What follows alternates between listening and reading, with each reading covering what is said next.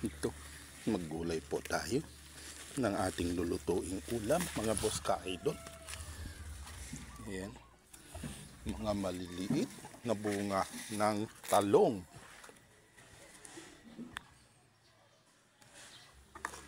Ayan, kunin natin itong isa kasi mas malaki. Then, ito,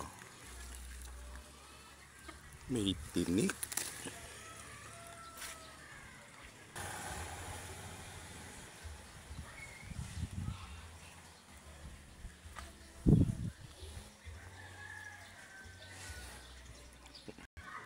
At syempre, itong ating mga sigarilyas. Kasi magluluto na naman tayo ng ating ulam na gulay, mga boss. Ito, manguha tayo. Ayan.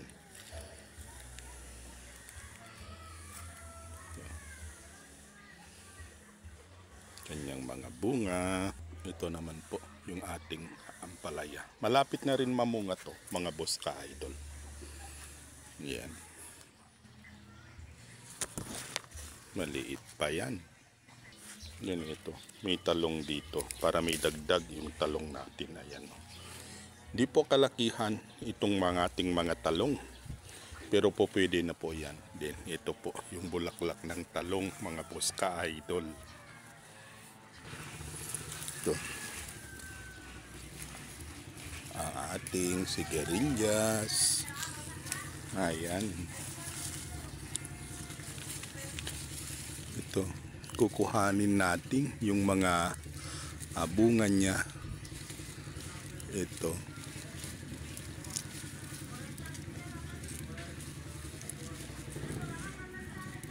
Pag hindi kasi natin kuhanin to, titigas lang, mga ka-idol. Ito, malaki na siya.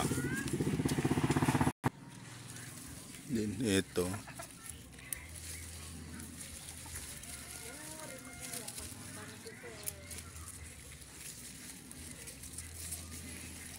Kajim sangay. At syempre, manguha po tayo ng dahon ng malunggay. Ito ang ating mga malunggay.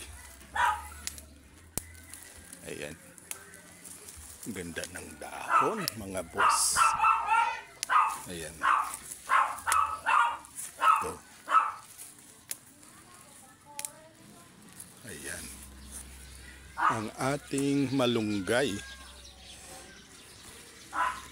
Ito. O, diba? Ayan, no? Ito po ang aming bakuran, mga boss ka-idol. Ayan, simple man, pero meron din po kaming mga gulayan. Sarili aming gulay ang mga to, mga boss ka-idol. And ito po, ayan yung ating mga pananim, ating kalamansi, mga malunggay din.